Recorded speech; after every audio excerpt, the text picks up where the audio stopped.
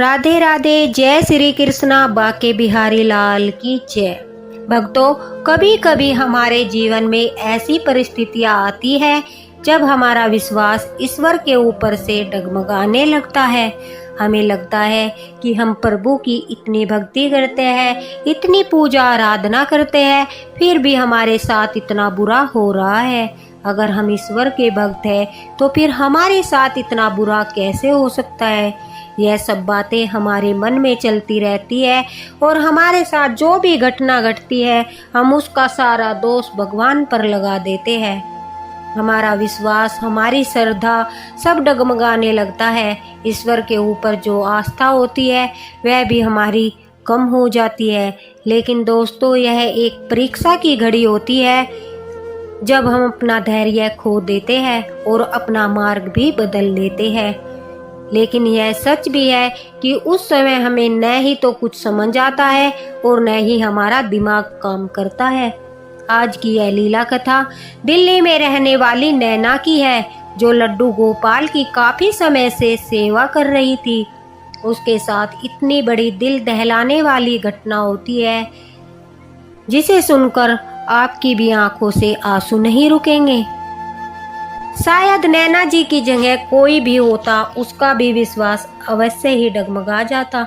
मैं नैना की परिस्थिति को अच्छी तरह समझ सकती हूँ, क्योंकि कुछ समय पहले ही मेरे साथ यह हुआ था। मैंने मेरी मम्मी को खो दिया था। उसी के कुछ दिन बाद मैंने अपने भाई जैसे भतीजे को खो दिया था। तब मुझे भी यही लग रहा था कि हम भगवान की इतनी भक्ति करते हैं, इतनी पूजा पाठ करते हैं, फिर भी भगवान हमारे साथ इतना बुरा कैसे कर सकता है। मैं नैना का दुख अच्छी तरह से फील कर पा रही थी। जब मैं इस परिस्थिति से गुजर रही थी तब मेरी दीदी ने मुझे समझाया था कि बाके बिहारी जी जो भी करते हैं अपने भक्त के लिए ही करते हैं। जब हम किसी भी मुसीबत में होते हैं, किसी विपदा में होते हैं, तो वह एक पल के लिए भी हमें अकेला नहीं छोड़ते। ईश्वर अपने भक्तों को दुख देते हैं तो हर पल उस दुख की घड़ी में उनके साथ भी रहते हैं। एक पल के लिए भी वह अपने भक्त को अकेला छोड़कर नहीं जाते। तभी तो हम इतना बड़ा दुख सहन करके भी आगे बढ़ते हैं। भगवान का जो सबसे प्रिय होता है उसे ही वह कष्ट अधिक देते हैं, क्योंकि उनको पता है कि उसके भक्त में इस दुख को पार करने की सामर्थ्य होती है, जिसके बाद वह मोक्ष की ओर अपना एक पग बढ़ाते हैं। इसीलिए कठिन समय में भी धैर्य नहीं खोना चाहिए और अपने प्रभु पर विश्वास करते रहना चाहिए। ईश्वर जो भी करते हैं उसमें कुछ न कुछ रहस्य अवश्य छिपा होता है। बाके बिहारी लाल की जय। चलिए सुनाते हैं नैना की यह दुख भरी सत्य घटना। नैना कहती है कि मैं 10 साल से लड्डू गोपाल की सेवा नित्य नियम और पूरी लगन से कर रही थी। वृंदावन से ही मैं बाल गोपाल जी को लेकर आई थी। जब से ही हमारे घर में उनकी सेवा होती आ रही है। बाल गोपाल से मेरा एक रिश्ता सा बन गया था। कुछ भी सुख दुख होता मैं हर बात लड्डू गोपाल के साथ शेयर करती थी। मैं अपने बाल गोपाल के साथ बैठकर ही भोजन करती थी। पहले उन्हें भोग लगाती थी तो फिर उनके पास बैठकर ही उनसे बातें करते करते मैं वहीं पर खाना खाती थी। उनके बगैर मेरा मन नहीं लगता था। मेरे परिवार में लड्डू गोपाल के साथ साथ मेरी मम्मी, मेरे पापा और मेरा बड़ा भाई था। सब कुछ अच्छा चल रहा था। मेरा बड़ा भाई अपनी इंजीनियर की पढ़ाई कर रहा था और मेरे पापा की अपनी खुद की कपड़े की शॉप थी। अचानक से हमारे जीवन में इतनी बड़ी घटना होती है जिसने हमारा जीवन ही बदल दिया। नैना कहती है कि एक दिन मेरे पापा शॉप से आकर घर पर बैठे थे। वह मम्मी से बात कर रहे थे तो अचानक में उनके सीने में दर्द होने लगता है। मेरा भाई नोएडा में अपनी इंजीनियरिंग की पढ़ाई कर रहा था तो घर पर मैं, मम्मी और पापा ही थे। हमने जल्दी से एम्बुलेंस को बुलाया और पापा को हॉस्पिटल लेकर गए, लेकिन शायद भगवान को कुछ और ही मंजूर था। हॉस्पिटल जाने से पहले रास्ते में ही पापा की डेथ हो गई। अब हमारी तो जैसे पूरी दुनिया ही उजड़ गई हो। तुरंत मैं मेरे भाई को कॉल लगाकर बताती हूँ तो वह भी तभी नोएडा से वापस घर आ जाता है। मम्मी को हम दोनों भाई बहन संभाल ही नहीं पा रहे थे। वह इतना दर्द में थी। पापा की मौत का उन्हें सदमा लगा था।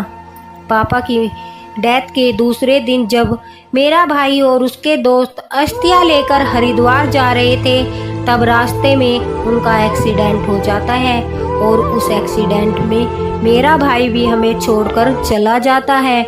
मेरी मम्मी यह सदमा सहन नहीं कर पाती और वह न कुछ बोल रही थी और न ही वह कुछ सुन पा रही थी। मैं भी अपनी मानसिक स्थिति खो चुकी थी। न तो मुझे खुद का होश था और न ही मुझे मम्मी का, न ही मुझे बाल गोपाल के बारे में कुछ पता था। दोस्तों, नैना जब यह दर्द भरी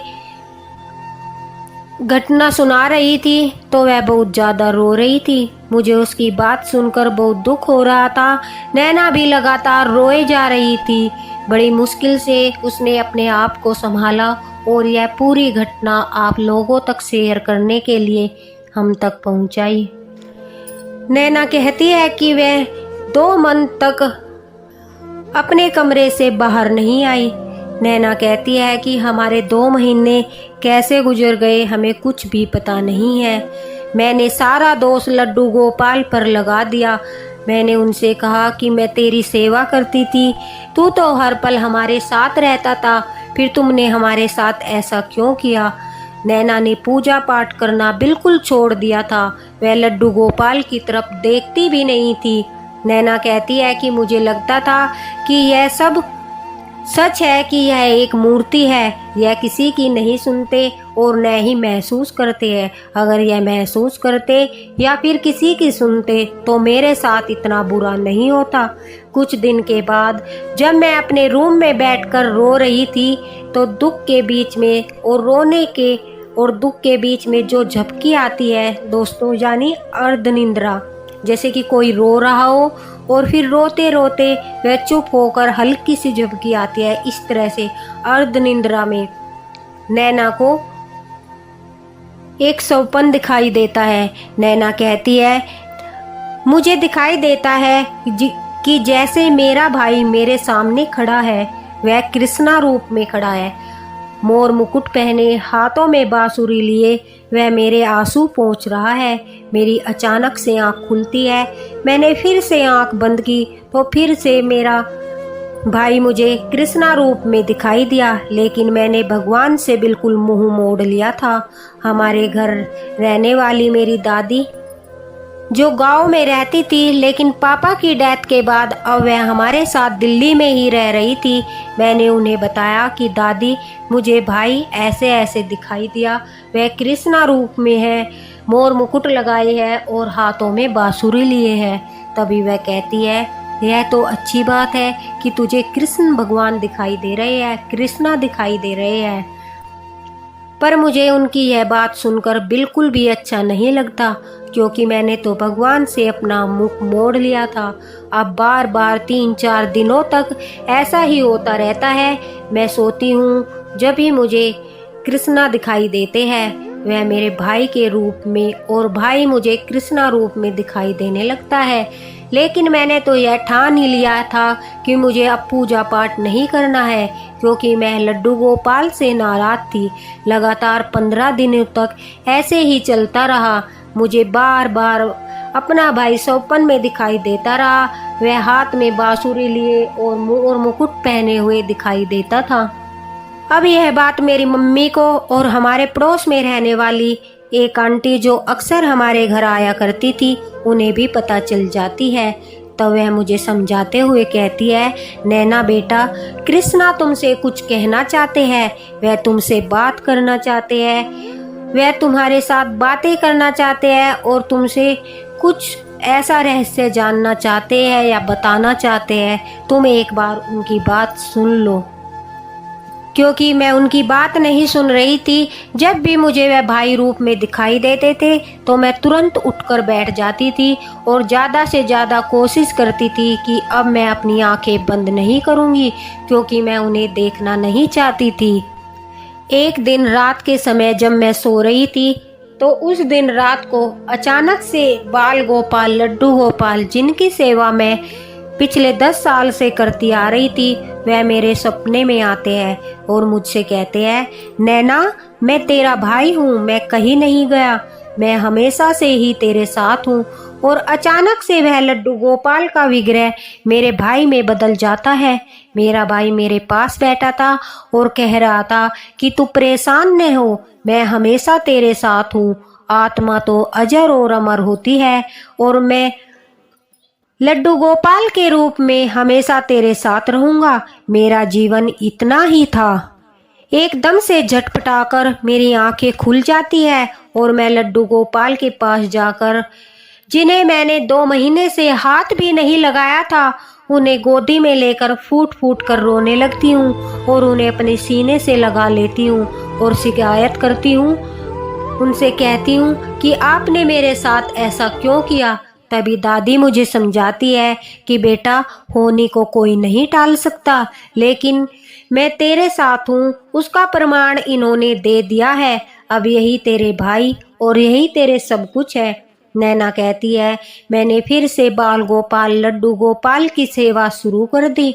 मेरे भाई को जो भी खाने को पसंद था, जो भी चीज़ें उसे अच्छी लगती थी, वह मैं भोग बनाकर लड्डू गोपाल को रोज भोग लगाने लगी। मेरे मन को शांति सी महसूस होने लगी। मुझे लगने लगा जैसे सचमुच मेरा भाई जिंदा है। मैं यह विश्वास आप लोगों को पता नहीं कैसे दिलाऊं, लेकिन मुझे सचमुच यह लगने लगा था कि मेरा भाई लड्डू गोपाल के रूप में मेरे साथ है। अब फिर से मुझे लगन लगने लगी, मन को शांति मिलने लगी। मैंने सोचा कि मन की शांति के लिए बाके बिहारी जी के दर्शन के लिए मैं वृंदावन जाऊं, साथ ही दादी और मम्मी को भी लेकर जाऊं, उन्हें थोड़ा अच्छा लगेगा। लेकिन हमारे साथ एक आश्चर्य करने वाली घटना होती है। जब हम वृंदावन के लिए निकल रहे थे तो अचानक से मौसम खराब हो जाता है, तूफान आ जाता है, तेज बारिश होने लगती है और हमें रास्ते से ही वापस लौटना पड़ता है। वापस आते ही अगले दिन मेरी मौसी और मौसाजी घर पर आते हैं और कहते हैं कि हम लोग हरिद्वार गंगा स्नान के लिए जा रहे हैं। अगर नैना तुम चलना चाहती हो तो हमारे साथ तुम चल सकती हो। मुझे तुरंत ही सब कुछ समझ आ जाता है, क्योंकि मेरा भाई अंतिम यात्रा हरिद्वार जा रहा था। वह पापा की अस्थियां सलाने के लिए हरिद्वार जा रहा था। मुझे लगा कि शायद वह हरिद्वार जाना चाहता है, इसीलिए कल वृंदावन जाते टाइम मौसम खराब हो गया और हम वृंदावन नहीं जा पाए। आज मौसी आई है और वह हरिद्वार जा रही है। मैं मेरे लड्डू गोपाल को लेकर उनके साथ हरिद्वार जाती हूँ। अब मुझे पक्का यकीन हो चुका था कि मेरा भाई मेरे लड्डू गोपाल ही है। हरिद्वार के आने के कुछ दिन बाद ही हम वृंदावन जाते हैं, वहाँ दर्शन करते हैं। एक अजीब सी शांति मेरे मन को हो गई थी। मैंने अपना सब कुछ श्री कृष्णा पर, बाके बिहारी जी पर छोड़ दिया है। अब उनकी जैसी मर्जी, जैसा वो चाहते हैं, मुझे वह सब मंजूर है। दोस्तों, हम न तो कुछ लेकर आए थे और न ही कुछ लेकर जाएंगे, ना आर्थिक और न ही रिश्ते, कुछ भी नहीं। जब हम आए तो कृष्णा ने ही हमारे लिए माता पिता चुने, हमारे भाई बहन चुने, सब उसी का दिया हुआ है। उसी ने हमें भेजा है कि जाओ, तुम्हें दुनिया में भेज रहा हूँ, वहाँ जाकर खुश रहो, आनंद लो। और हम यहाँ आकर इन सब चीज़ों में उलझ गए हैं, छोटी छोटी चीज़ों में उलझ गए हैं, मोह माया में फंस गए हैं। पैसे, रिश्ते, लड़ाई झगड़े, इन सब चीज़ों में अपना समय व्यर्थ कर रहे हैं। समय का कोई भरोसा नहीं होता, इसलिए जितना भी समय मिले सबको खुशियाँ बांटने में और राधा नाम जप करने में लगा दो। नैना की यह दर्द भरी सत्य घटना सुनकर और उनकी भक्ति को मैं नमन करती हूँ कि उसने प्रभु की सच्चे मन से सेवा की, इसलिए वह हमेशा उसके साथ है। उनको इतने बड़े दुख से निकलने की हिम्मत भी बाके बिहारी जी ने ही उन्हें प्रदान की है। हमारे बाल गोपाल, हमारे लड्डू गोपाल इतने दयालु है कि वह कठिन परिस्थितियों में भी उस परिवार का साथ नहीं छोड़ते जिस परिवार में उनकी सेवा होती है। वह हर कदम पर अपने भक्त का साथ देते हैं।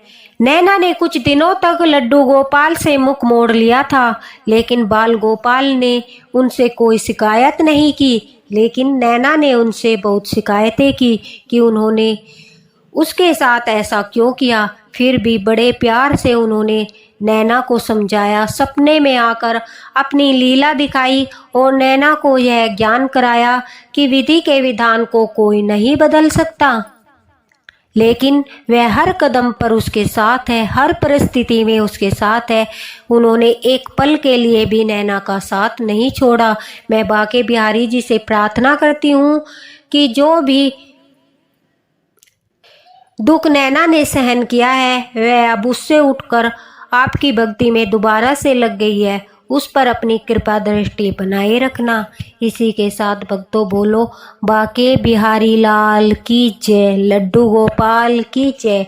और अपना साथ इसी तरह बनाए रखना ताकि हम लड्डू गोपाल बाल गोपाल की सच्ची लीला कथाएं आपके साथ शेयर करते रहें। अगर बाल गोपाल लड्डू गोपाल बांके बिहारी जी अपने भक्तों को कष्ट देते हैं तो वह उस कष्ट से निकलने की शक्ति भी देते हैं। नैना कहती है कि मैं अपने भाई और पापा को वापस तो नहीं ला सकती, लेकिन मैं हर महीने बांके बिहारी जी के दर्शन करने जाती हूँ। वहाँ जाकर यह प्रार्थना अवश्य करती हूँ कि वह जहाँ कहीं भी उन्होंने जन्म लिया हो हमेशा खुश रहे, उनके जीवन में कोई भी दुख न आए। हम भी बांके बिहारी जी से यही प्रार्थना करते हैं कि नैना जी के पिताजी और भाई की आत्मा को शांति दे और वह जहाँ कहीं भी हो उन्हें हर खुशियाँ दे। बांके बिहारी लाल की जय।